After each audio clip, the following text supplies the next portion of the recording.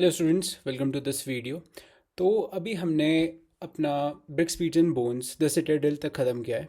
आगे हम the tracking the social differences करेंगे। इस वीडियो में मैं मैक्सिमम कवर कर दूंगा आपका। So let's start. बरियल्स। सबसे पहले ना हम हेडिंग पढ़ते हैं, बरियल्स भी छोड़ो। Trekking the social differences. Society में कई तरह के लोग होते हैं, अमीर, गरीब, मीडियोकर, मतलब एक मिडिल क्लास और ट्रेडर्स एंड अलग type of different types of people. अब हम हमें कैसे पता कि कौन रिच था, कौन गरीब था, कौन वो आर्टिजन था। आर्टिजन मतलब जो कुछ ज्वेलरी बनाता है एंड समथिंग लाइक दैट, जो क्राफ्ट की चीज़ें बनाता है नॉल।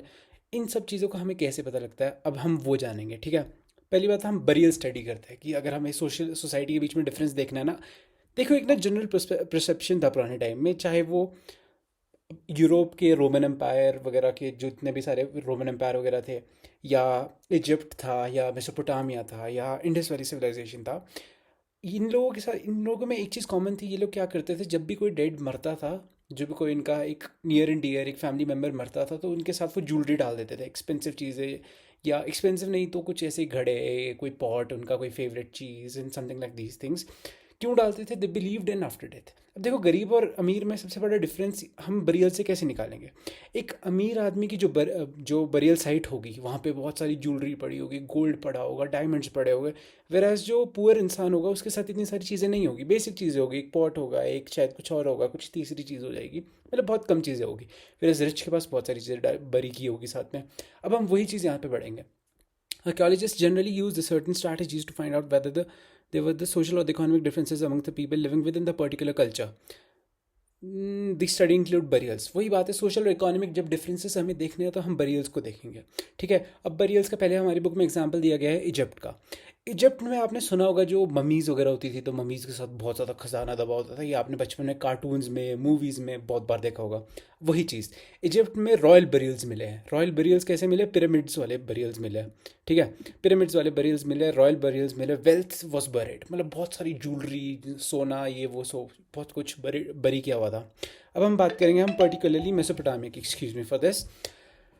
अब मेसोपोटामिया में जो जनरली जो बरियल्स थे, उसमें क्या करते थे, ये डेड बॉडी को जस्ट एक गड्ढा बनाते थे और वहीं पे ही डाल देते थे। ये ज़्यादा कुछ ऐसा नहीं करते थे कि बड़े बड़े पिरामिड्स बना दिए या कुछ ऐसा कर दिया। इतना सब कुछ, इतना कॉम्प्लिकेटेड प्रोसेस वो लोग नहीं करते थे। वो डायरेक्टली ही बॉडी को ले कर देते थे, एक गड्ढा बनाया और बस डाल देते थे। वही बात है लेड इन पेट्स, मतलब एक पहले पेट बना दो, फिर उसमें बंदे को लिटा दो और उसे बरी कर दो। ठीक है, okay.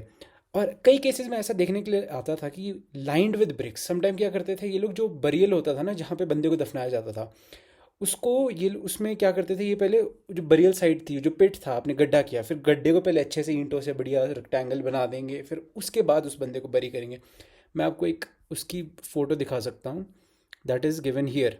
This is called laid in lined with bricks. देखो ना, इस बंदे को लिटाने से पहले देखो प्रॉपर यहाँ पे क्या किया इन्होंने। प्रॉपर यहाँ पे पहले रेक्टेंगल बना दिए ईंटों से, अच्छा बढ़िया बिल्कुल कर दिया। उसके बाद बंदे को लिटाया, ऐसे नहीं डायरेक्ट गड्ढा बना और लगा दिया। Never mind. Okay, so coming back to the topic, yes हम यहाँ पे हैं। तो अब ठीक है, laid in pits lined with bricks, ये भी बता दिया मैंने। हाँ, अब क्या क्या मिला उन लोग के साथ, पहले तो मैंने बता दिया कि कैसे बरी किया जाता था। अब क्या क्या मिला हड़प्पन वालों के साथ। पहली बात, उनके साथ पॉटरी और ऑर्नामेंट्स मिले। पॉटरी क्या होता है? घड़े, कुछ घड़ा हो गया, कोई पॉट हो गया, समथिंग लाइक दैट। ठीक है, कुछ ऐसी ऐसी चीज़ें मिली है, ज़्यादा मतलब अब बाकी मैं आगे बताता हूँ। ऑर्नामेंट्स मिले, थोड़ी बहुत ज्वेलरी मिल गई। ज्वेलरी का मतलब मेरा ये नहीं कि गोल्ड वगैरह की ज्वेलरी मिली है। ज्वेलरी का मतलब जैसे इन्होंने माइक्रो बीड्स, हमने पीछे पढ़ा, कार्नीलियन की बीड्स, शेल्स मिले, शेल्स वगैरह की जो ये माला टाइप बनाते थे, वो चीज़ें मिली। इस टाइप की ज्वेलरी मिली। देखो वही ना, इस इन चीज़ों से हमें ना एक चीज़ का पता लगता था कि जब ये लोग ये जो चीज़ें डालते थे ना, अपने अपने जो near and dear family members जो मर जाते थे, उनके साथ जो ये लोग डालते थे, आई मीन पॉट्स वगैरह रखते थे, इससे हमें एक चीज़ पता लगता है, ये बिलीव करते थे आफ्टर लाइफ पे। वही चीज़ यहाँ पे लिखी है। आफ्टर लाइफ का क्या मतलब, कि इस ज़िंदगी के बाद इस बंदे का पुनर्जन्म होगा। अब पुनर्जन्म में उस बंदे को उन चीज़ों, उसकी पास्ट लाइफ की जो एसेंशियल चीज़ें, उनकी ज़रूरत पड़ेगी, जैसे पॉट्स हो गए and something like these things. तो इसलिए वो उसे बरी कर देते थे। इससे हमें आफ्टर लाइफ के बारे में पता लगता है। और हाँ, अब एक बरियल स्टडी किया गया था, उसमें ज्वेलरी मिली है with both men and women. अब वो बरील की मैं बात कर रहा हूँ, वो कब मिला था? मिड 1980s में ये बरील मिला था आर्कियोलॉजिस्ट को। तो वहाँ पे क्या क्या मिला था पर्टिकुलरली, इन्होंने एक चीज़ के बारे में बताया। ठीक है, three shell three shell rings. Three shell क्या होते हैं? शेल का आपको पता है ना, वो जो वो चानूदार नागेश्वर और बालाकोट वाले जो शेल्स होते थे, नदी से निकाले हुए सीपिया टाइप, उसके 3 शेल रिंग मिली है उन्हें। और जैस्फर, वेट, एक जैस्फर की इनको क्या मिली है, जैस्फर बीड्स मिली है इन्हें। और हंड्रेड्स ऑफ माइक्रो बीड्स मिली है, बहुत सारी माइक्रो बीड्स भी मिली है, जैस्फर बीड्स मिली है। और एक एक जो बहुत ज़्यादा अलग चीज़ थी कि there was a dead buried with a copper mirror. ये जो कॉपर मिरर दिख रहा है आपको, ये लग रहा होगा कि ये तवा टाइप है, नहीं ये तवा नहीं है, ये मिरर है। तो उन्हें एक कॉपर मिरर भी मिला है। ये बहुत अलग चीज़ थी उनके लिए, ठीक है। They did not believe in burying precious things with the dead. अब मेसोपोटामियन लोगों के पास ना एक बहुत अलग सी चीज़ थी कि ये लोग डेड के साथ बहुत सारी ज्वेलरी, गोल्ड, वेल्थ नहीं डालते थे। जैसे इजिप्ट में आपने देखा ना, बहुत बड़े पिरामिड बना दिया, बहुत गोल्ड डाल दिया, बहुत सारी लग्जूरियस चीज़ें डाल दी। वैसे जो हमारे हड़प्पन लोग थे, ये लोग इन चीज़ों में बिलीव नहीं करते थे। वो इतना सारा लग्जरी कभी नहीं डालते थे, चाहे वो बहुत बड़ी साइट हो, बहुत रिच की साइट हो, बहुत गरीब की साइट हो, ये नहीं करते थे वो बस एसेंशियल चीज़ें डालते थे, जैसे कि पॉट्स, मिरर मैंने आपको बता दिया, और अदर टाइप्स ऑफ पॉट्स। अगर कुछ लगता होगा, मतलब कुछ चीज़ें जो उस बंदे को प्रिय होगी, कोई फेवरेट होगी, तो वही चीज़ भरी करते थे, ज़्यादा लग्जरी नहीं डालते थे, ठीक है। मैंने तो आपको डिस्प्रूव कर दिया कि भाई हड़प्पा से तो हमें पता ही नहीं लगा कौन गरीब है, कौन अमीर है, कौन गरीब है, ठीक है। अब हम स्टडी करेंगे लग्जरीज़ को, हम दूसरे मेथड से फाइंड करेंगे। दूसरे मेथड से कैसे? अब देखो, पहली बात तो ना, लग्जरी पता होनी चाहिए, लग्जरी होती क्या है। Looking for the luxuries. अब आर्कियोलॉजिस्ट ने क्या किया, जो लग्जूरियस थिंग्स थी, मतलब जो जितनी भी लग्जूरियस थिंग्स भी एक सेकंड के लिए साइड रखो, जितनी भी सारी चीज़ें थी, जितने भी सारे आर्टिफैक्ट्स मिले, उसे दो कैटेगरीज में डिवाइड किया है। First is utilitarian and other is luxury. जैसे मैंने यहाँ पे मार्क किया हुआ है, यूटिलिटेरियन एंड द लग्जरी, ठीक है। वेट, क्या हो रहा है? ओके, ठीक है।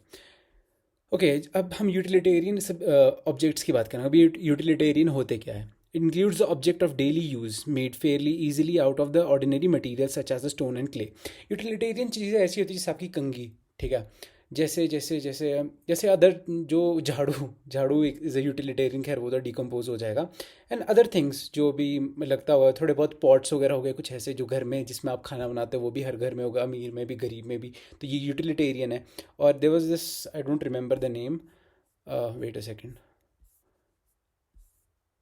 ये देखो, ये है ना, सैडल एंड क्वन। ये भी एक यूटिलिटेरियन चीज़ है, जो हर घर में एक मसाले पीसने के लिए या समथिंग लाइक दीज थिंग्स, कुछ भी पीसना हो उसके लिए काम आती थी, राइट। तो वो ये यूटिलिटेरियन का आप मतलब समझ गए होगे, जो रोज़ घर में काम आने वाली चीज़ें होती है वो। अब ये किन चीज़ों से, ये देखो ऑर्डिनरी मटेरियल से बन जाती थी, जैसे क्ले और जो ऑर्डिनरी स्टोन होता था, ठीक है। अब हम बात करेंगे लग्जूरियस थिंग्स की। अब ये लग्जूरियस थिंग्स क्या होती थी?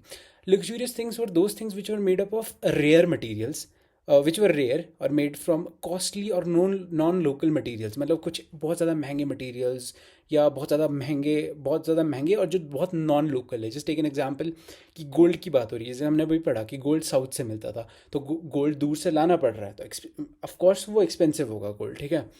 और फेंस, फेंस के साथ देखो, प्रोनाउंसिएशन में वेरी, क्योंकि देखो it depends upon person to person. जो फाइंस या फेंस, जो भी आप इसे प्रोनाउंस करें।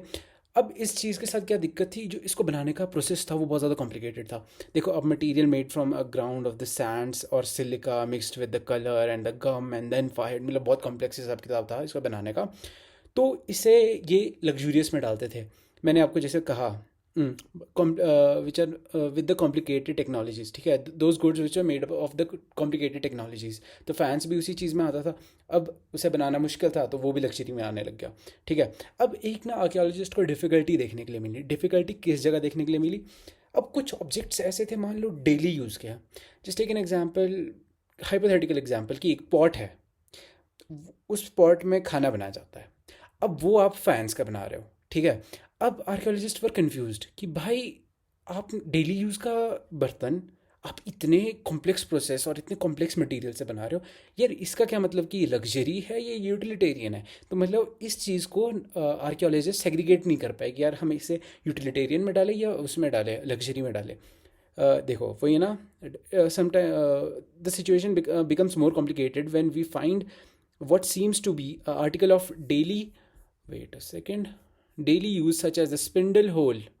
I don't know what this thing is, but this was used on day to day purposes. जैसे मैंने पॉट के एग्जांपल दिया, वैसे ही ये चीज़ वैसे ही ये चीज़ डेली यूज़ में आती थी, ठीक है।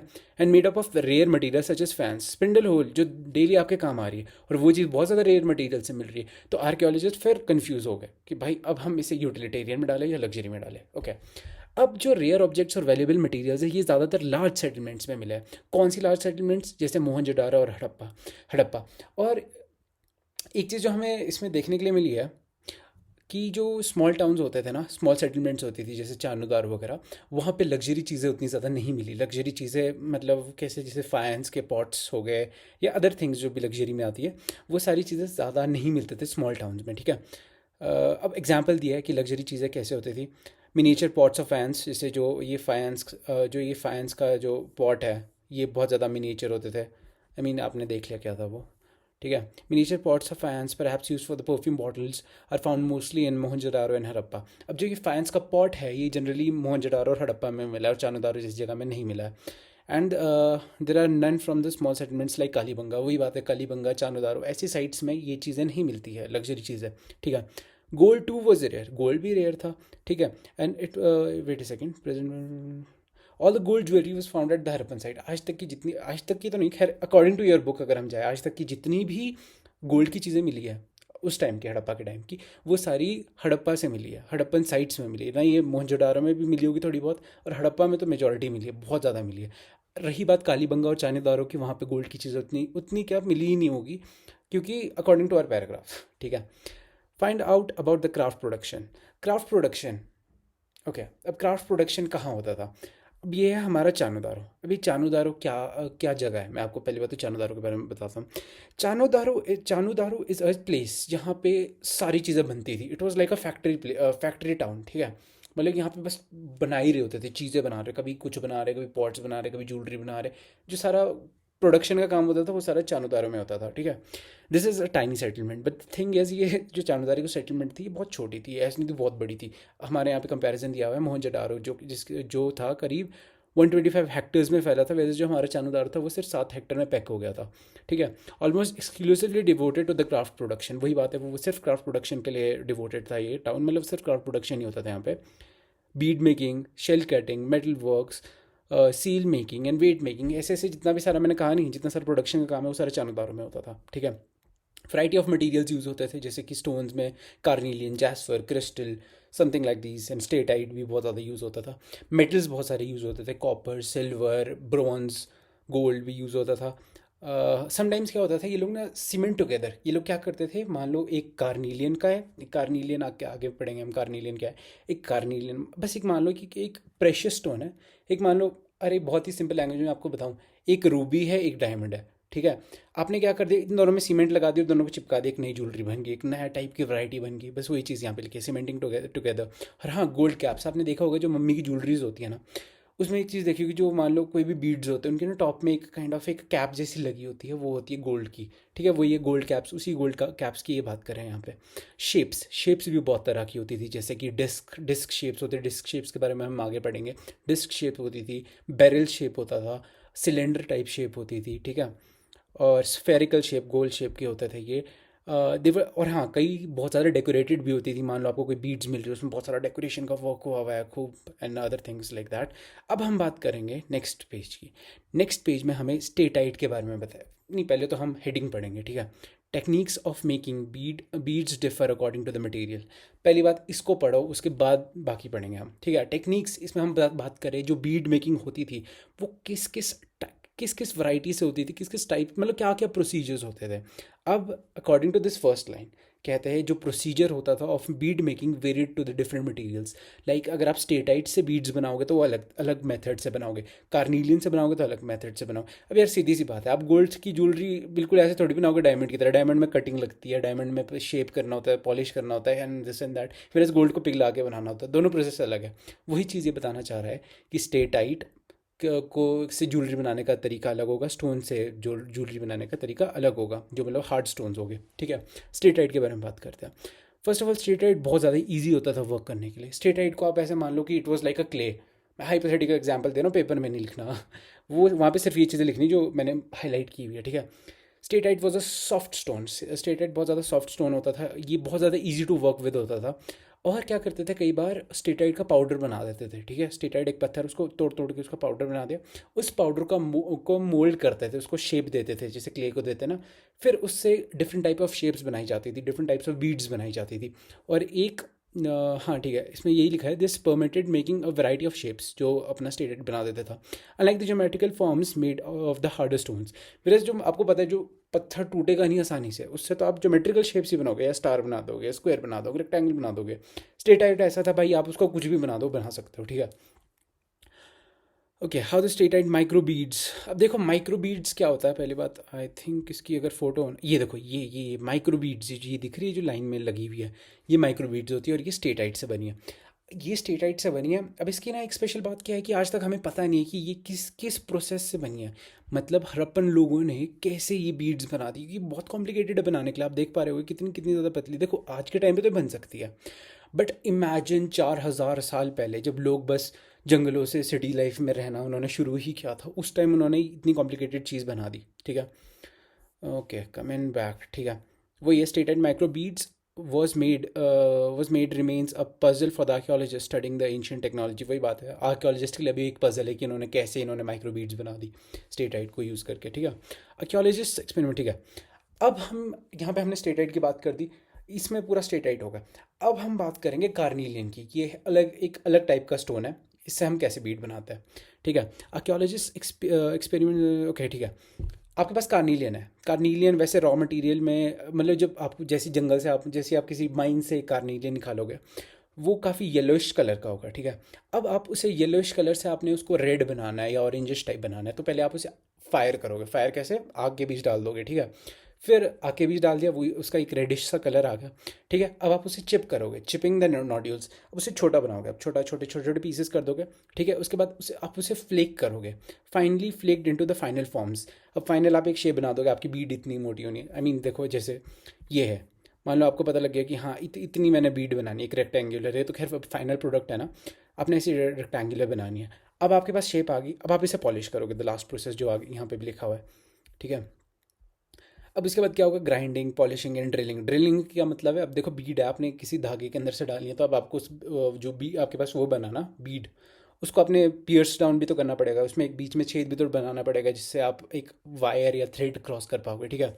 वही चीज़ यहाँ पे लिखा है, स्पेशलाइज्ड ड्रिल्स। हाँ, हमें जो ये एक काइंड ऑफ एक थ्रेड को पास थ्रू करने के लिए जो होल बनाया जाता था इन बीड्स में, इसको बनाने के लिए एक स्पेशल ड्रिल्स हमें मिली है, एक स्पेशल टूल मिला है। कहाँ कहाँ मिले हैं, चानुदारो, लोथल और धोलावीरा में। Dholavira is most recently discovered site, और यहाँ पे इसलिए यहाँ पे मोस्ट रिसेंट लिखा है धोलावीरा, ठीक है। अब हम दो और साइट्स की बात करेंगे। यहाँ पे जो मैंने ये पिंक कलर से किया है, यहाँ पे हमें पता लग गया कि कार्नीलियन जैसे स्टोन का कैसे ये लोग, कैसे एक कार्नीलियन को ये एक प्रॉपर बीड बनाते थे, एक ज्वेलरी बनाते थे, ठीक है। अब हम बात करेंगे शेल्स की, सीपियों की, जो आपको ओशन साइड में मिलती है। अब उनसे कैसे आप ज्वेलरी बनाओगे। अब पहली बात तो, यहाँ दो साइट्स थी जो वो शेल्स की ज्वेलरी बनाती थी। पहले first is the Nageshwar, other is the Balakot, ठीक है। ये कोस्ट पे लोकेटेड है, मैप भी मैं करवा दूंगा, डोंट वरी। ये मतलब आप जस्ट इमेजिन कर दो कि बिल्कुल ओशन के साथ है दोनों साइड्स, ठीक है, नागेश्वर और बालाकोट, ठीक है। यू विल नोट, ओके ठीक है, ये कोस्ट के पास है।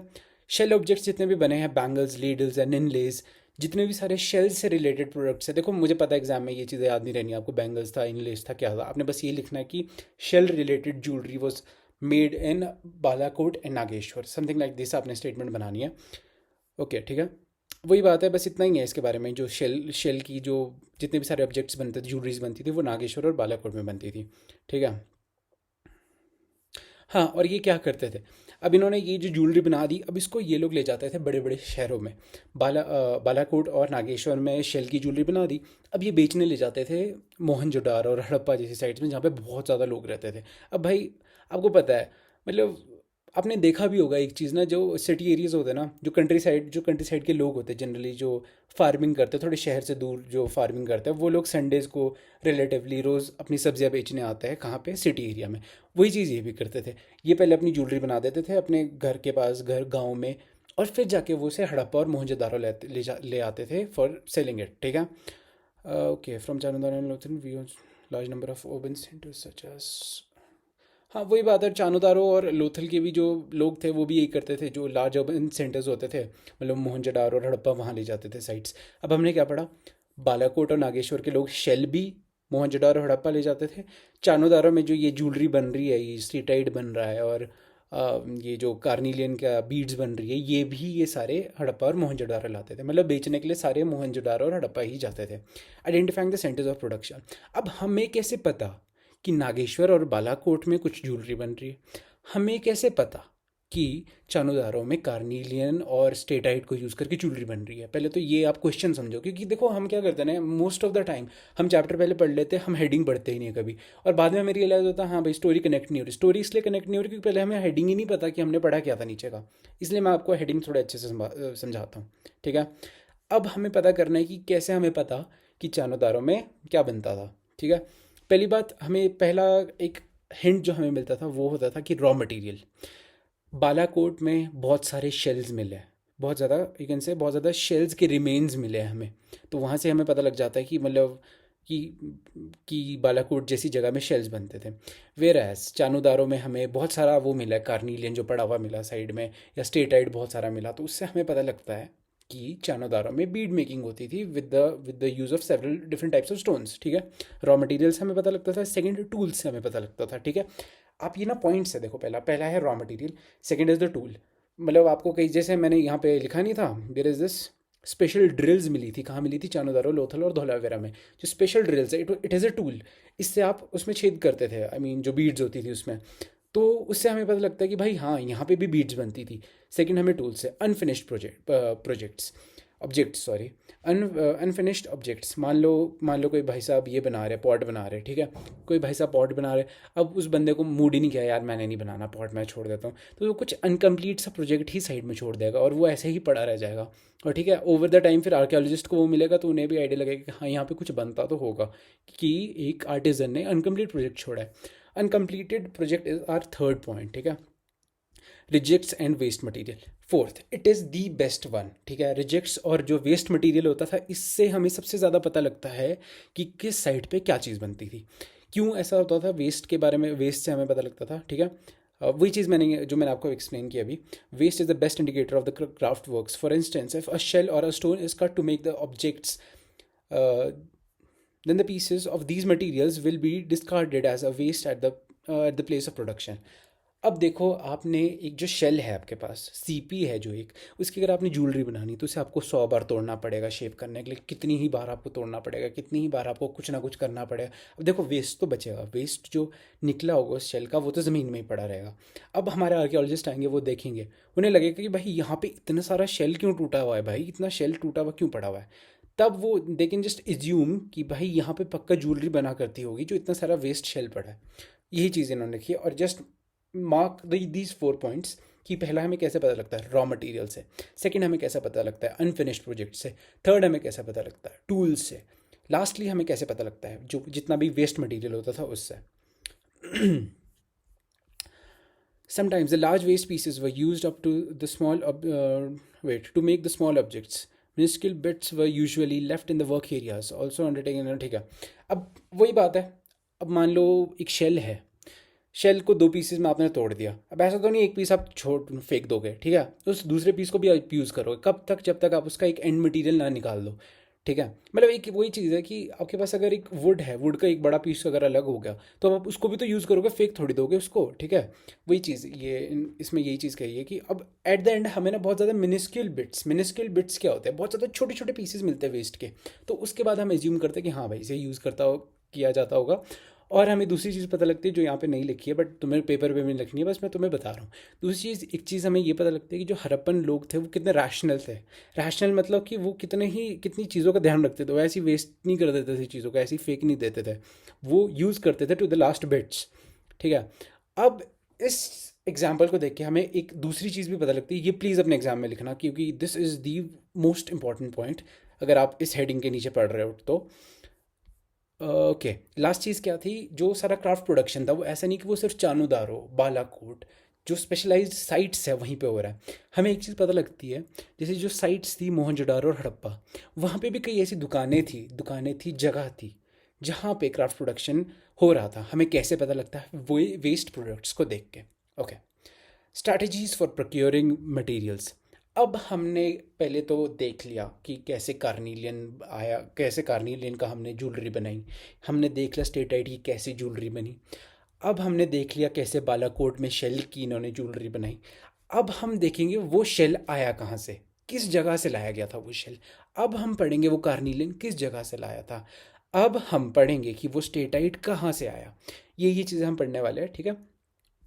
Strategies for procuring the materials, वही चीज़ कहाँ से क्या चीज़ आई, कौन सा मटेरियल कहाँ से आया, हम वो चीज़ पढ़ेंगे। क्लेज वो लोकली अवेलेबल, क्ले जो होती थी वो लोकली मिल जाती थी, हरे भरे कहीं पे भी मिल जाती थी। ऑफ कोर्स हमारे इंडिया में ऑल ओवर क्ले हमेशा हर जगह ही अवेलेबल रही है। Stone timbers and metals had to be procured from outside, कई तरह के स्टोन्स, टिम्बर मतलब लकड़ी वगैरह कहीं बाहर से लानी पड़ती थी।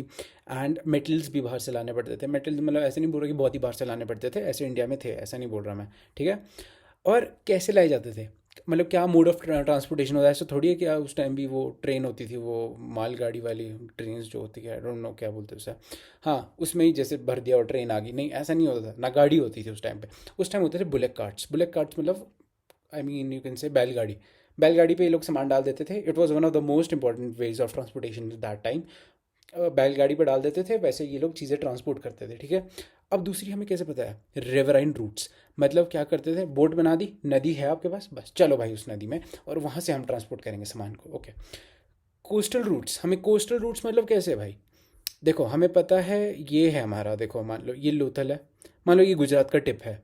वैसे ये जो जगह है ना जो ये मैं बता रहा हूँ, ये नागेश्वर है मान लो, और यहाँ पे बालाकोट है, वेट यहाँ पे बालाकोट है। मान लो हमें नागेश्वर से बालाकोट जाना है, तो हम यहाँ पे अपनी बोट डाल देंगे सीधा, कोस्ट, कोस्ट मतलब ओशन, ओशन कोस्टल रीजन मतलब कहाँ, जहाँ पे ये लोग लोकेटेड है। फिर यहाँ से सीधा हम लोग चल जाएंगे बालाकोट अपनी शिप निकाल के।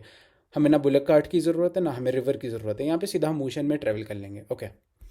कमिंग बैक, हाँ कोस्टल रूट सब कुछ होगा। मटेरियल्स, कौन सा मटेरियल कहाँ से आता था, this is the most important, और this is also very interesting and very systematically हमारी बुक में ये चीज़ लिखी हुई है, ठीक है। नागेश्वर और बालाकोट्स में शेल मिलता है, ये मैंने आपको 10 बार ये चीज़ बता दी, ठीक है। नागेश्वर और बालाकोट्स में हमेशा, बालाकोट में शेल मिले हैं। शॉर्तुगा इन अफगानिस्तान, अब भाई साहब जिनकी जोग्राफी ख़राब है तो मैं बता दूं, जो ये वाला रीजन है ना, यहाँ वाला, ये अफ़गानिस्तान वाला रीजन है, ठीक है। बहुत बहुत ही ज़्यादा मैं आपको सिंपल वे में बता रहा हूँ, दिस इज़ अफ़गानिस्तान। अब यहाँ से एक मटेरियल लाया जाता था, उसे कहा जाता था लैपिस लजुली। देखो तुम सब लोगों को माइनक्राफ्ट के बारे में आइडिया होगा, तुम जेनजी हो मुझे पता है, ठीक है। तो जो लैपिस लजुली है वो एक ब्लू स्टोन्स है, वो भी तुम्हें पता होगा, ठीक है। और वो बहुत ज़्यादा हाई वैल्यू की चीज़ थी, और वो हड़प्पन लोग अफ़गानिस्तान से लाते थे, अफ़गानिस्तान में इन पर्टिकुलर शौतुगाई से लाते थे, ठीक है।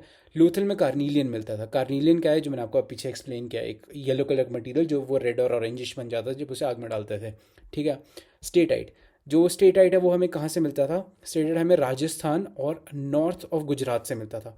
अब अरे दिस इज ओके, ठीक है। अब ये देखो नॉर्थ ऑफ गुजराती होगा और राजस्थान का साउथ ही होगा, मतलब ये जो ये वाला ऑल ओवर ऑल राउंड ये जो काइंड ऑफ ये एरिया है यहाँ से मिलता था हमें, ठीक है। Which was near the source of, ठीक है ये भी हो गया हमारा। डिड आई मिस समथिंग, हाँ लोथल में कार्नीलियन मिल जाता था, वो हो गया। स्टेटाइट कहाँ से मिलता हो जाता, जो मेटल्स होते थे वो राजस्थान में भी बहुत ज़्यादा मिल जाते थे, काफ़ी सारे वैरायटी के metals. Khetri region of Rajasthan, Khetri mines, Khetri mines is a UPSC level question, जो यूपीएससी में भी आया है कि खेतरी माइंस कहाँ लोकेटेड है और खेतरी माइंस की क्या सिग्निफिकेंस है। खेतरी माइंस में कॉपर मिलती थी, कॉपर। और जो खेतरी माइंस है वो वैसे हड़प्पा के अंडर नहीं आता था, वो किसी अलग कल्चर के अंदर आता था, वो हम आगे बढ़ेंगे, ठीक है। और मतलब ओवरऑल अभी ये याद रखो कि खेतरी माइंस राजस्थान में है और वहाँ से हमें कॉपर मिलता था।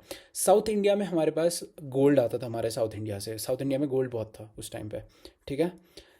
कम्युनिकेशन लोकल कम्युनिटीज़, ठीक है। अब ये जो सब ट्रेड हो रहा है, हम लोग अलग अलग जगह से चीज़ें ला रहे हैं, तो इससे हमें एक और चीज़ पता लगती है, जो वहाँ के लोकल लोग हैं उनके साथ भी तो कम्युनिकेशन हुआ होगा, डिफरेंट टाइप ऑफ कल्चर। देखो रही बात तो ये हड़प्पन रीजन की, यहाँ के लोग तो एक दूसरे के साथ फेमिलियर है। मान लो अफगानिस्तान के साथ ट्रेड करना है तो वहाँ के लोग थोड़े अलग हो गए, तो हड़प्पा और अफगानिस्तान के बीच में थोड़ा अलग बातचीत का तरीका होगा। वैसे ही जो खेतरी माइंस वाला रीजन है ना, वहाँ के जो कम्युनिटीज़ है, लोग हैं, वो थोड़े हड़प्पा से अलग है, तो उनके साथ भी कॉन्टैक्ट हुए होंगे अगर आपको कॉपर चाहिए ऑफकोर्स। वही चीज़ यहाँ पे लिखी हुई है, ठीक है। वेट वेयर इज इट, हाँ ठीक है, communication with the local peoples. अब हमें कैसे पता लगता है इनके बीच में कम्युनिकेशन हुई है, Harappan artifacts like microbeads, microbeads आपको मैंने पीछे भी दिखाया क्या होती है। जो माइक्रो बीड्स है वो काफ़ी ज़्यादा मिली है अफगानिस्तान में, काफ़ी ज़्यादा मिली है खेतरी रीजन में। हमें इससे पता लगता है कि इन दोनों के बीच में बातचीत हुई है, कुछ हुआ है, ट्रेड तो हुआ है, कुछ ना कुछ तो हुआ है, ठीक है। अब खेतरी एरिया का के जो लोग थे ना, जो उनके आर्टिफैक्ट्स थे, उसका नाम कुछ अलग था। जो हमारे आर्कियोलॉजिस्ट ने उन्हें कहा है गणेश्वर जोधपुर कल्चर। मतलब यहाँ के जो लोगों की पॉटरी है वो थोड़ी अलग होती थी। पॉटरी मतलब जो उनके घड़े बनते थे वो थोड़े अलग स्टाइल के होते थे, हड़प्पा से काफ़ी अलग होते थे। तो जो अलग स्टाइल था जो हड़प्पा से, उसे गणेश्वर जोधापुर कल्चर कहा जाता था।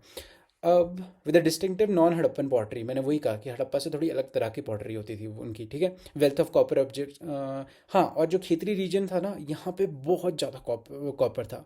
अनयूजुअल वेल्थ, अनयूजुअल का क्या मतलब, बहुत ही ज़्यादा अनयूजुअल, बहुत ज़्यादा different kind of you can से। और वेरी सिंपली बहुत ज़्यादा कॉपर थे इन लोगों के पास, बस, ठीक है। It is possible that the inhabitants of this region supplied copper to the Harappan. भाई वही बात, ये लोग खेतरी रीजन वाले लोग पक्का हड़प्पन्स को पॉटरी नहीं, कॉपर दिया करते होंगे, कॉपर का इनका ट्रेड हुआ करता होगा। ये चीज़ यहाँ पे लिखी है। Contact with the distant land. अब हमने ट्रेड की बात की तो हम और आगे ट्रेड की बात करेंगे। Okay, contact with the distant land, ठीक है। Copper was probably brought from Oman, you can just pronounce whatever you want to, no controversies, ठीक है। कॉपर जनरली ओमान से लाया जाता था। अब हमें कैसे पता ओमान से लाया जाता था ये, मतलब आर्कियोलॉजिस्ट को कैसे पता लगा कि भाई ओमान से ही आ रहा है, अब हम उसके बारे में पढ़ेंगे, ठीक है। जो जो ओमानी कॉपर था ना, उसमें निकल की क्वांटिटी थी। अब जो लोग पूछेंगे निकल क्या होता है, निकल एक काइंड ऑफ एक टाइप का मेटल है जो कॉपर के साथ मिक्स हुआ मिलता था ओमान में। मतलब एक काइंड ऑफ अच्छा अमाउंट होता था निकल के जो कॉपर के, जो ओमानी कॉपर में होता था, ठीक है। अब जब हमने हड़प्पन आर्टिफैक्ट्स के टेस्ट किए, जब उसका जो केमिकल, जो भी इन्होंने, जो साइंटिस्ट लोग करते हैं, जो भी आई मीन केमिकली एग्जामिन करते हैं आर्टिफैक्ट को, उन्हें एक चीज़ पता लगती है कि हड़प्पन आर्टिफैक्ट्स में भी निकल है। दिस वॉज क्वाइट शॉकिंग कि भाई ओमानी कॉपर में भी निकल का एक प्रेजेंस है, सिग्निफिकेंट प्रेजेंस है, वेराज हड़प्पन आर्टिफैक्ट्स में भी निकल का प्रेजेंस है। इससे हमें एक चीज़ पता लगती है कि भाई ओमान से पक्का कॉपर इधर आया करता था, ठीक है। They had a common origin, वही बात। अब सिर्फ यही नहीं है कि सिर्फ निकल मिला है वहाँ से। अब हम जब ओमान जाते हैं ना, ओमान काइंड ऑफ ये वाला जो रीजन है, खैर ये इन पर्टिकुलर ये लोग ये बता रहे हैं, बट जो ये पर्टिकुलर रीजन है ओमान का, यहाँ पे एक और चीज़ हमें डिस्टिंक्टिव मिली है, वो है वेसल्स। ये जो ये आपको दिख रहा है ये पॉट ब्लैक कलर का, ये मिला है हमें ओमान से। अब आप कहेंगे इसमें ऐसा क्या स्पेशल है जो भाई कहीं से भी मिल सकता है ये चीज़, बट इसमें डिस्टिंक्टिव चीज़ क्या थी, जो इस वेसल की जो शेप थी ना, it was quite similar to the Harappan pottery, ठीक है। और हरप्पन जार इसे कहा ही जाता था, हरप्पन जार। अब पहली बात, इसमें आपको ये चीज़ लिखी हुई भी दिखी होगी, तो इससे कहा जाता था कि ये हड़प्पन लैंग्वेज लिखी हुई है स्पॉट में, ठीक है। और जो डिस्टिंक्टिव चीज़ एक और थी इसके बारे में, ठीक है, वो क्या थी, it was of black colour, it had a black coating of some clay, ठीक है। अ वेसल जा वेसल वेट, यहाँ क्या लिखा है, vessel a large Harappan jar coated with a thick layer of black clay. एक ब्लैक क्ले की thick layer से कवर किया जाता था। अब आप पूछेंगे क्यों कवर किया जाता था। भाई देखो, कुछ ऐसी लिक्विड डाला जाता होगा पक्का इसमें, जो मतलब कोई एक लिक्विड चीज़ डाली जाती होगी, तो वो जो ये ब्लैक कोटिंग की है, ये एक काइंड ऑफ इसे वाटर प्रूफ बनाती थी। जो लिक्विड ऐसे नहीं कि वो बाहर निकल जाए पॉट से या कहीं से कुछ कोई लीकेज हो जाए। और जनरली आपने एक चीज़ देखी होगी, जो भी सारे मिट्टी के बर्तन होते हैं उससे जनरली थोड़ा थोड़ा पानी बाहर आता रहता है। तो इसीलिए इन्होंने एक प्रोटेक्टिव लेयर, एक वाटर प्रूफिंग कर दी पूरे घड़े के around of this black clay, ताकि सारा कोई पानी बाहर ना जाएगा, कोई भी लिक्विड होगा जो बाहर ना जा पाए, ठीक है। Percolation of the liquid. We do not know what was carried. हमें नहीं पता इस वेसल में क्या चीज़ होती थी, क्या क्या ये ऐसा ओमान को देते थे, हमें आज तक नहीं पता उसके बारे में, ठीक है। But one thing that we know is Harappan exchange the content of the vessels for Omani copper. हमें एक चीज़ का पता लगता है, पक्का हड़प्पन लोग इस पॉटरी में कुछ सामान भर के ओमान को देते होंगे, ओमान के लोगों को देते होंगे, वेरस ओमान के लोग कॉपर इंडिया को भेजते होंगे, हड़प्पन्स को भेजते होंगे। ये काइंड ऑफ एक ट्रेड हुआ करता होगा उस टाइम पे, ठीक है। अब हम मेसोपोटामिया पे जाते हैं। अब आप पूछेंगे भाई ये ओमान और अभी अभी तक तो, अरे ओके, ठीक है, अभी तक तो हम मेलूहा मतलब हड़प्पा और अभी ओमान की बात कर रहे थे। ये मेसोपोटामिया कहाँ से आ गया, right, you would be thinking about this for sure, ठीक है। मेसोपोटामिया कहाँ से, अब हम मेसोपोटामिया की बात करें। अब मेसोपोटामिया के टेक्स्ट हमने पढ़े। अब देखो, हड़प्पन लैंग्वेज तो हमें नहीं पता कि कैसे पढ़ी जाती है, क्या लिखा है उसके बारे में, बट जो मेसोपोटामियन टेक्स्ट है उसको डिसाइफर कर दिया गया है, उसे डिकोड कर दिया गया है। जब हमने मेसोपोटामियन टेक्स्ट पढ़े तो वहाँ पे एक चीज़ पता लगी, उनके टेक्स्ट में लिखा था कि बहुत सारा कॉपर आया करता था एक जगह से जिसका नाम होता था मगान। मगान और you can say present day Oman. Magan और ओमान एक चीज़ है, ठीक है। कहा जाता था उस जगह से बहुत सारा कॉपर आया करता था एक टाइम पे, ठीक है। Perhaps the name of the Oman, interestingly enough copper was found, ठीक है। वही चीज़ लिखी है कि जो मेसोपोटामियन टेक्स्ट है वो भी कहते हैं कि ओमान से पक्का कुछ कॉपर आया करता होगा, मेसोपोटामियन साइट्स। अब जो मेसोपोटामियन साइट्स के में जब हम कॉपर की चीज़ें देखेंगे और उसमें भी निकल पाई जाती थी, हड़प्पा में, ओमान में और मेसोपोटामिया के जितना भी कॉपर मिला, मतलब जितना भी तो नहीं कहूँगा, काफ़ी सारे जो आर्टिफैक्ट्स मिले उसमें एक निकल की स्ट्रॉन्ग प्रेजेंस थी। इसका क्या मतलब है कि निकल का एक कॉमन ओरिजिन, और निकल का कॉमन ओरिजिन कहाँ था? ओमान में। ओमान मतलब एक ओमान के साथ ट्रेड हुआ करता था of copper at that time of Harappa and Mesopotamia. Mesopotamia और हड़प्पा पक्का ओमान से कॉपर लिया करते हो गए, ठीक है। वो चीज़ है long distance contact. Okay, the archaeological find suggestive of the long distance contracts including the Harappan seals, weights and dices. हमें एक और चीज़ मिलती है जो मेसोपोटामिया की काफ़ी सारी साइट्स है जहाँ पे हमें हड़प्पा की बीड्स मिलती है, हड़प्पा के जो सील्स होती है वो मिलती है, वेट जो वेटिंग सिस्टम होता था उनकी, जो क्यूबिकल जो मिलते थे वो भी बहुत सारे मिले हमें मेसोपोटामिया से, ठीक है। Okay, Mesopotamian text. अब हमने मेसोपोटामिया के पहले तो बात तो एविडेंसेस देखी, कौन से मटेरियल एविडेंसेस की क्या क्या चीज़ें हड़प्पा की मेसोपोटामिया में पाई जाती थी। और इवन सी एक चीज़ आपने लास्ट ईयर अगर आपको क्लास 11 का याद होगा, जो ये मेसोपोटामियन लोग सील यूज़ करते थे वो सिलेंड्रिकल होती थी शेप में। तो देखो एक एक इन्होंने जब इस सिलेंड्रिकल शेप का जो इंप्रेशन लिया गया उसमें आप देख पा रहे हो एक यहाँ पे ये है, एक बुल टाइप है जिसकी बहुत बड़ा हम्प है, ठीक है। अब ये चीज़ जब आप हड़प्पन सील्स को देखोगे ना, उसमें एक बुल बहुत ज़्यादा कॉमन होता था जिसके एक बहुत बड़ा हम्प होता था बैक में, एक बहुत ज़्यादा जो ये चीज़ होती है ये बहुत होता। मतलब ओवरऑल जब आप इसको देखोगे ना, आपको ऐसा लगेगा कि यार ये हड़प्पा से बहुत ज़्यादा रिलेवेंट लग रहा है, ठीक है। ओके, ये हमने अभी मटेरियल चीज़ें देखी है। अब हम देखेंगे मेसोपोटामियन के एक्चुअल टेक्स्ट जो हमें मिलते हैं। मेसोपोटामिया एक कॉन्टैक्ट के बारे में बात करती है of the region named Dilmun. Dilmun कौन सा रीजन है भाई साहब, पहले तो ये जान लो। देखो दिस इज, अब तो मैं आपको पहले तो मैप डिकोड करवा देता हूँ। मैं अभी तक इसलिए नहीं कर रहा था क्योंकि आपको भी समझ नहीं आएगा, अब आपके पास कॉन्टेक्स्ट है पड़ा हुआ, ठीक है। मेसोपोटामिया, ये मेसोपोटामिया है, आपने 11th में पढ़ा है। This is the Dilmun region, ये कतर वगैरह वाला जो रीजन है ना, इसे कहते हैं दिलमुन, ठीक है। मेघान इज़ ओमान, जो ये ओमान वाला रीजन है इसे मेघान कहा जाता है। मेलूहा, हड़प्पा जो Harappan valley Indus valley civilisation है उसको ये मेसोपोटामियन लोग मेलूहा कहा करते थे, ठीक है। और अब वही बात है, मेसोपोटामियन टेक्स्ट में हमें दिलमुन से कॉन्टैक्ट्स के बारे में पता लगता है, मगान से कॉन्टैक्ट मगान और मेसोपोटामिया की कॉन्टैक्ट के बारे में पता लगता है। लास्टली हमें हड़प्पन रीजन के साथ भी मेसोपोटामिया के कुछ कॉन्टैक्ट्स के बारे में पता लगता है, ठीक है। दे मेंशन द प्रोडक्शन, हाँ वही बात है, ये मेलूहा के बारे में कुछ मेंशंस है उनके टेक्स्ट में। मेलूहा के बारे में क्या ऐसा मेंशन है, ठीक है।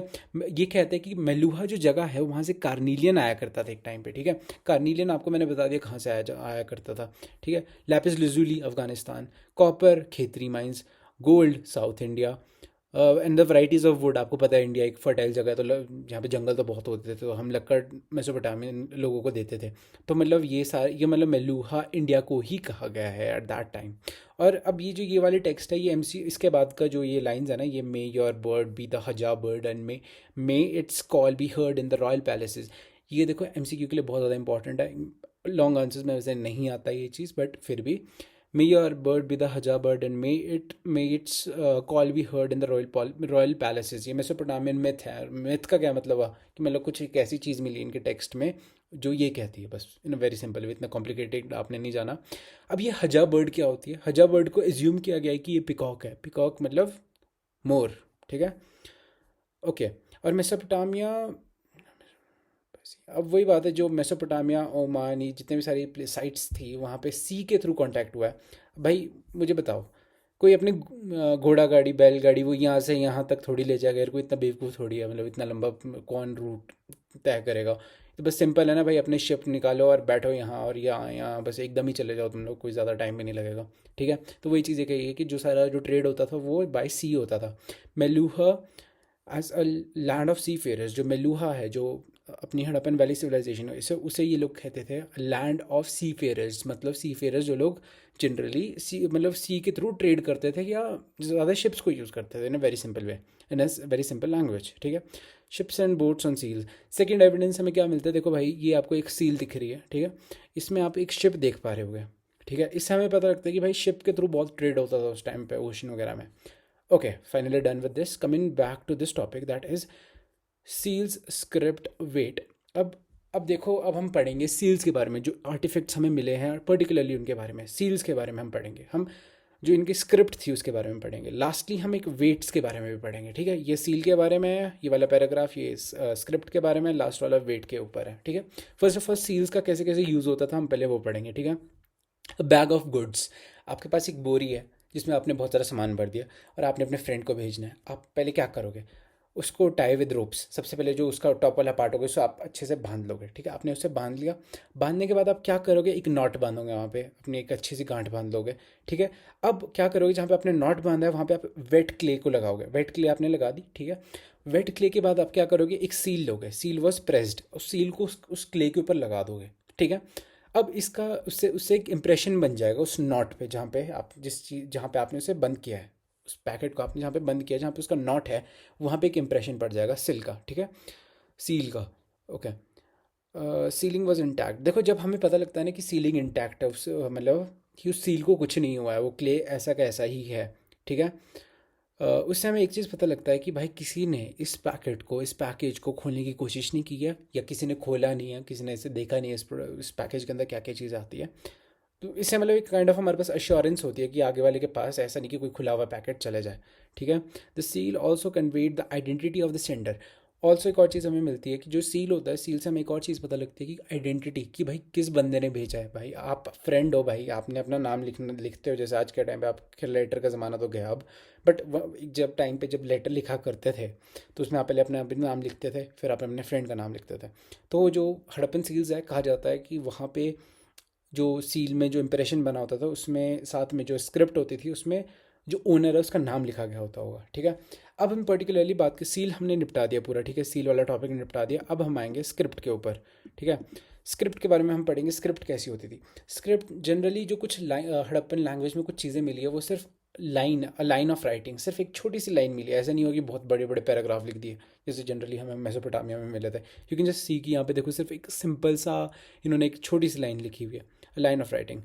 प्रोबेबली कंटेन द नेम और एंड द टाइटल, भाई उस बंदे का नाम या टाइटल, जैसे आज के टाइम पे डॉक्टर इंजीनियर एक टाइटल होता है ना, उस टाइम पे भी कुछ टाइटल हुआ करते होंगे। तो या तो फिर उसमें ओनर का नाम है और ओनर के नाम के साथ टाइटल है, वही चीज़ होती थी इसमें, ठीक है। और एक और जो डिस्टिंक्टिव चीज़ थी जो मैंने चैप्टर के स्टार्टिंग में भी बताया, इसमें एक एनिमल मोटिव होता था। कहा जाता था कि एनिमल मोटिव इसलिए बनाया जाता था जो लोग पढ़ नहीं पाते थे, जो अनपढ़ लोग होते थे उस टाइम पे, ताकि उन्हें बस एक काइंड ऑफ एक इंप्रेशन से पता लग जाए, हाँ भाई ये सिंबल तो इसने पेटेंट करा रखा है, या इस ये ओन करता है, ये शर्मा जी ओन करते हैं इस सिंबल को। I am just giving an example, ठीक है, कि ये बंदा इसे ओन करता है तो हाँ इसी का ही होगा ये। काइंड ऑफ एक, जो लोग पढ़ लिख नहीं पाते थे ये उनके लिए एक सिंबल भी होता था वहाँ पे दिया हुआ, ठीक है। अब हम बात करेंगे जो इनकी स्क्रिप्ट होती थी, जनरली शॉर्ट होती थी। मैंने कहा ना कि इतने बड़े बड़े पैराग्राफ्स नहीं लिखते थे।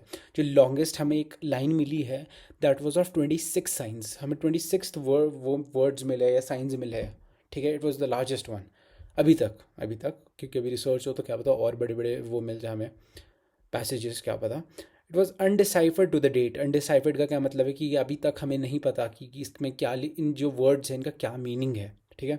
It is not alphabetical, one thing we know. जैसे हम लोग अल्फ़ाबेट लिखते हैं ना, ABCD, ये ऐसा नहीं होता था। मतलब मान लो एक सिंबल बना दिया ना, मान लो जैसे ये है, ये इसका मतलब होगा कोई व्हील, व्हील है बस, ये इसका मतलब भी व्हील है। मान लो ये कोई चीज़ है, मान लो इसका नाम, इसका मतलब होगा पहाड़। तो मतलब कोई एज अल्फ़ाबेट से आपने एक वर्ड मिला के, आपने एक एक अल्फ़ाबेट मिला के कोई वर्ड नहीं बनाना, आपने बस ये सिंबल बना देते थे, इसका मतलब भाई पहाड़ है। मैं हाइपोथेटिकल एग्जांपल दे रहा हूँ, प्लीज़ इसे लिटरली मत ले जाना, ओके। अल्फ़ाबेटिकल नहीं थी, ये मैंने आपको एक्सप्लेन कर दिया। Too many signs somewhere about 375 to 400, 375 या 400 से ज़्यादा वैरायटी ऑफ ये चीज़ें हमें मिली है जो इन्होंने लिखी हुई है। मतलब वैरायटी अलग अलग, हर एक चीज़ अलग अलग है। मतलब 375 टू 400 अलग अलग सिम्बल्स मिले हैं हमें, ठीक है। और हमें एक और चीज़ पता लगती है, ये राइट से लेफ़्ट की तरफ लिखी जाती थी। हम आज के टाइम पे कहाँ से, ये राइट में मार्जिन के साथ से शुरू करते हैं लेफ़्ट की तरफ, पर ये उल्टी लिखी जाती थी। कैसे, राइट से लेफ़्ट की तरफ। हमें कैसे पता ये राइट से लेफ़्ट की तरफ लिखी जाती थी। आपने एक चीज़ देखी है ना, जब आप एग्ज़ाम लिख रहे होते हैं तो आपको पता है कि लास्ट में जगह नहीं होती, तो आप बड़ी ही ऐसे टाइट टाइट लिखना शुरू कर देते हो ताकि एक ही लाइन में सारा स्टेटमेंट एक पूरी फिट आ जाए। मतलब वही चीज़ ये लोग भी करते थे। पर ये क्या करते थे कि हमें पता है कि जो हमारे जो टाइम पर हम लोग छोटे छोटे लिखते थे वो इस साइड के लिए लिखते थे, जो हड़प्पन लोग हैं वो इस साइड के, वो उल्टा लिखते थे, ठीक है। वो राइट से शुरू करते थे और जब उनके पास स्पेस कम होती थी तो वो लेफ्ट में थोड़ा छोटा छोटा छोटा लिखना शुरू कर देते थे, okay. Okay, right to left, हाँ ठीक है। Wider spacing on the right, मतलब जो राइट में जब उन्हें स्टार्ट करते थे तो बहुत ज़्यादा स्पेस होती थी, क्रैम्पिंग ऑन द लेफ्ट, मतलब छोटा छोटा लिखना शुरू कर देते थे वो जब लेफ्ट की तरफ जाते थे। Okay, when they ran out of space, वही है, राइट में खुला लिखेंगे, जब लेफ्ट में उनके पास स्पेस खत्म हो जाएगी तो छोटे छोटे लिखना स्टार्ट करेंगे। वैरायटी ऑफ ऑब्जेक्ट्स, बहुत तरह के ऑब्जेक्ट्स मिले हैं हमारे को हड़प्पा से। सील्स, मतलब ये कहाँ कहाँ पे मिला है, पहली बात तो किस किस ऑब्जेक्ट के ऊपर ये चीज़ें लिखी गई थी। पहली बात सील्स के ऊपर लिखी गई थी, जो सील्स है उस पर लैंग्वेज था ही। कॉपर टूल्स थे, उसमें भी कुछ हड़प्पन वर्ड्स का कुछ लिखा हुआ था। Tools, rims, jars, copper, terracotta tablets, jewellery, bones, rods, even an ancient sign board. हमें बहुत जो अलग चीज़ मिलती है, एक साइन बोर्ड भी मिला है हमें उस टाइम का। ठीक है, अब उस साइन बोर्ड का ना एक एक काइंड ऑफ आर्कियोलॉजिस्ट को एक चीज़ सोचते हैं आर्कियोलॉजिस्ट, क्या यार अगर हमें साइन बोर्ड मिल रहा है, रोड पे जो साइन बोर्ड लगता है वो मिल रहा है, इसका ये मतलब तो नहीं है कि सब लोग पढ़ना लिखना जानते थे। हड़प्पा के लोग में जो लिटरेसी थी वो वाइड स्प्रेड थी। ठीक है, लिटरेसी वॉज वाइड स्प्रेड, वही चीज़। और हम एक और चीज़ आर्कियोलॉजिस्ट सोचते हैं कि यार अभी तो हमें सिर्फ पत्थर ही मिले हैं। जस्ट टेक एन एग्जाम्पल कि अगर जो लकड़ियों पे ये लिखा गया होता, कुछ जो वर्ड्स होते, तो हमें कितना सब कुछ पता लग जाता कि भाई, मतलब ये वही कहते हैं कि अगर लकड़ी में भी तो भाई इन्होंने बहुत चीज़ें लिखी होगी, पर बट वो आज हमारे पास नहीं है क्योंकि वो बायोडिग्रेड हो चुकी है बाय द एनवायरमेंट। अब हम पढ़ेंगे वेट्स का सिस्टम। ठीक है, वेट्स का सिस्टम कैसे चलता था उनके टाइम पे, perishable system, weight, precise system of weighting चलता था वहाँ पे। पहली बात, स्टोन्स, एक पर्टिकुलर स्टोन होता था, उसका नाम होता था चर्ट्स। अपने बस ये याद रखना है, जो चर्च जो स्टोन है उससे जनरली वेट्स बनाए जाते थे, ये चीज़ आप रट दो। ठीक है, चर्च जो है वो स्टोन, उससे जनरली वेट्स बनाए जाते थे। जो वेट्स होते थे वो जनरली क्यूबिकल होते थे। आई डोंट नॉट नो ये कहाँ बने हैं, बट वेट्स भी हमारी बुक में कहीं ना कहीं बने। अच्छा, स्टार्टिंग में ही बने, पेज के स्टार्टिंग में, इस चैप्टर के स्टार्टिंग के वाले पेज में ये भी बने हैं हमारे पास वेट्स। ये जनरली क्यूबिकल होते थे, मतलब कैसे कि क्यूब की शेप में होते थे। ठीक है, विद नो मार्किंग्स, इसके ऊपर कोई मार्किंग्स नहीं होती। यहाँ नहीं लिखा होता था हाँ भाई 150 ग्राम, भाई ये 200 ग्राम, ये चीज़ें नहीं लिखी होती थी उनमें। बस ये साइजेस होते थे, एक छोटा होता था, थोड़ा बड़ा होता था, बड़ा होता था और बड़ा होता था। ठीक है, लोअर डिनोमिनेशंस ऑफ वेट्स व बाइनरी। अब एक काइंड ऑफ एक सिस्टम होता था, weighing system, which was called as binary. इसमें बस 2 का टेबल चलता था, इस हिसाब से वेट को मेजर किया जाता था। वेर एज जो हायर वेट्स होते थे, मान लो आपने वो चूज़, आई मीन आपने गेहूँ खरीदने जाना है, मान लो आपने कुछ कुछ और कोई, मतलब कोई और टाइप, आपने राइस खरीदने जाना है, आपने मिलेट्स खरीदने जाना है, तो वहाँ पे हायर डिनोमिनेशंस के लिए ये लोग डेसिमल सिस्टम को यूज़ किया करते थे। अब डेसिमल सिस्टम को भाई याद रख लो। ठीक है, this smaller weights are probably use for weighing the jewellery. अब भाई जो ये स्मॉलर, जो बाइनरी सिस्टम से 1 2 3 वेट 1 2 4 8 16 32 वाला जो सिस्टम था, इससे जनरली जो ज्वेलरी वगैरह शायद उसको नाप तोल क्या करते होगे, ज्वेलरी को। ठीक है, jewelleries and beads.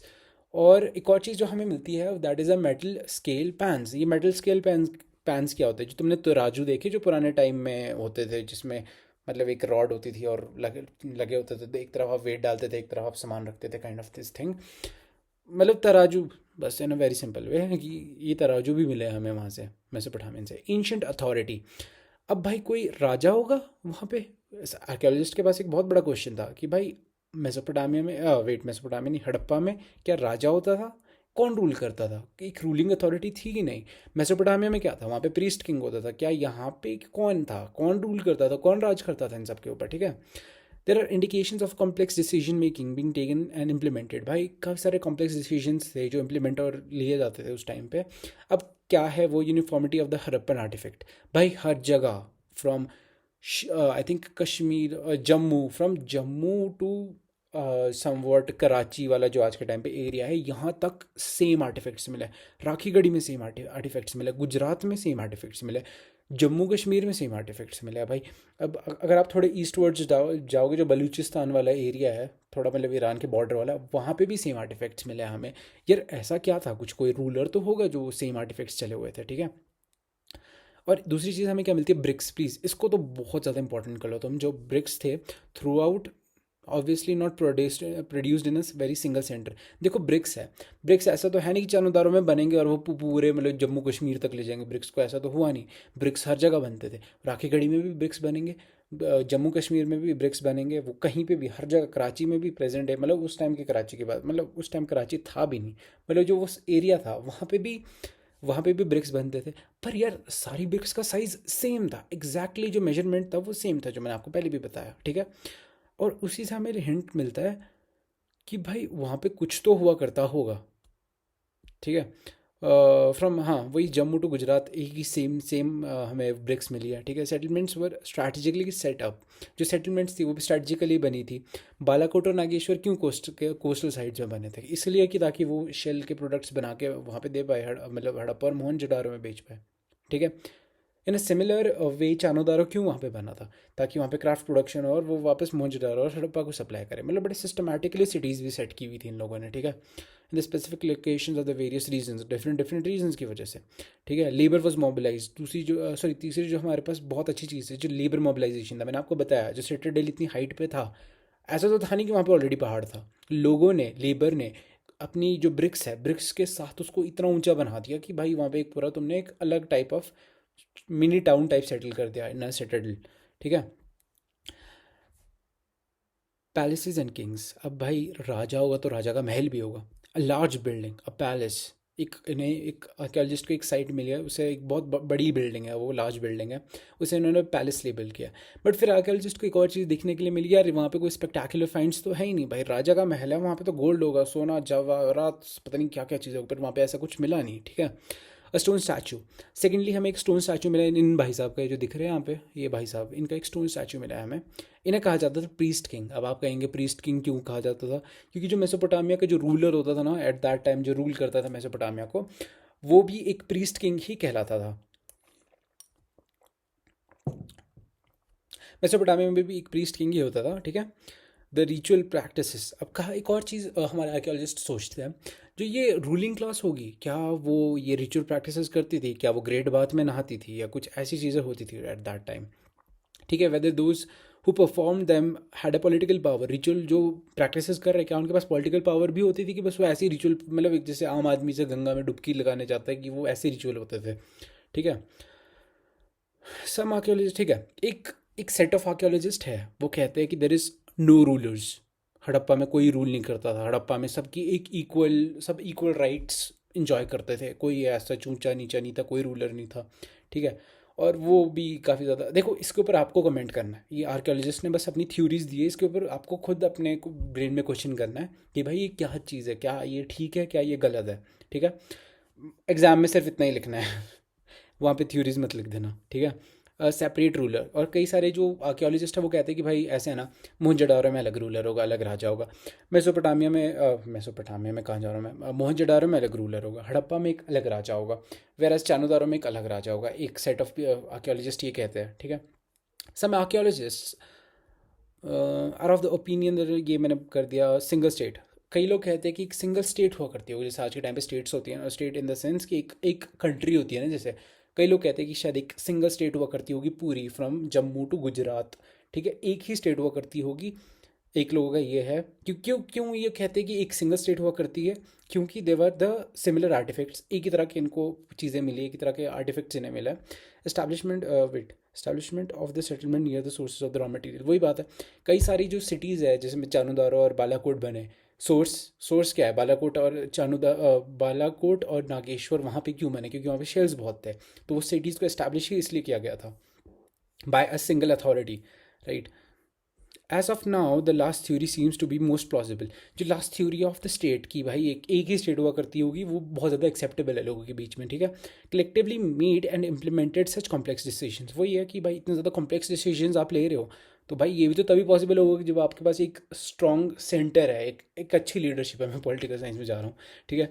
The end of civilisation, अब जो ये सिविलाइजेशन हमने अभी तक पढ़ी, अब इसका एंड हम पढ़ेंगे कि ये कैसे ख़त्म हुई, ठीक है। पहली बात, किस साल ख़त्म हुई है, अप्रॉक्स है, देखो ये नहीं कि एक्यूरेटली भाई इसी साल ये ख़त्म हुई, बट एक काइंड ऑफ अप्रॉक्सीमेशन में ये डेट निकाली गई है, दैट इज़ 1800 BCE में कहा जाता है कि हड़प्पा ख़त्म हो चुका था, ठीक है। चोलिस्तान जैसी जगह जो है वो अबैंडन कर दी गई थी, मतलब लोगों ने छोड़ दी थी, ठीक है। Expansion of population into the new settlements of Gujarat, Haryana and western Uttar Pradesh. अब देखो, पहले हमने पढ़ा कि यहाँ पे देखो मेसोपोटामिया वगैरह था, यहाँ पे बहुत सारे लोग रहते थे एंड समथिंग लाइक दैट। अब आप देख पा रहे होगे ये जो सारे लोग हैं, ये गंगा प्लेन्स, मतलब ये जो जो गंगा वाला जो नॉर्दर्न प्लेन्स वाला रीजन है, ये वहाँ पे सेटल होने शुरू हो गए थे। और देखो यहाँ पे कई लोग गुजरात चले गए, मैक्सिमम लोग गुजरात भी सेटल हो गए, तो मतलब लोग शिफ्ट करना स्टार्ट कर गए थे, ओके। ऑक्यूपाइड आफ्टर द 1900, ठीक है। कुछ ऐसी साइट्स भी थी हड़प्पा की, जैसे आप यहाँ पे देख पा रहे होगे, कुछ ऐसी भी जगहें हैं यहाँ पे थोड़ी बहुत जो बची है अब, जहाँ पे अभी भी लोग रहते थे। बट द थिंग इज लोग काफ़ी अलग थे वहाँ के, वो इतने एडवांस नहीं थे जितने हड़प्पन लोग थे।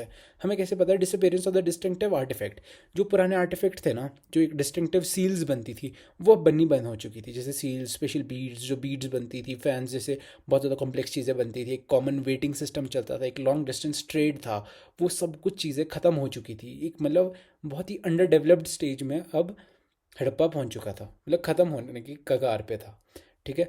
फार fewer materials were used to make far fewer things, बहुत ज़्यादा कम मटेरियल को यूज़ किया जाता था चीज़ों को बनाने के लिए। फैंस के लिए मैंने आपको बताया ना, फैंस के कितना कॉम्प्लेक्स प्रोसीजर था, पता नहीं क्या क्या लेना पड़ता था, क्या सिलिका, क्या पता नहीं क्या क्या को इनको कंबाइन करके एक पॉड बनाते थे, वो उसका एक मटेरियल बनाते थे जिसका वो पॉड बनाते थे।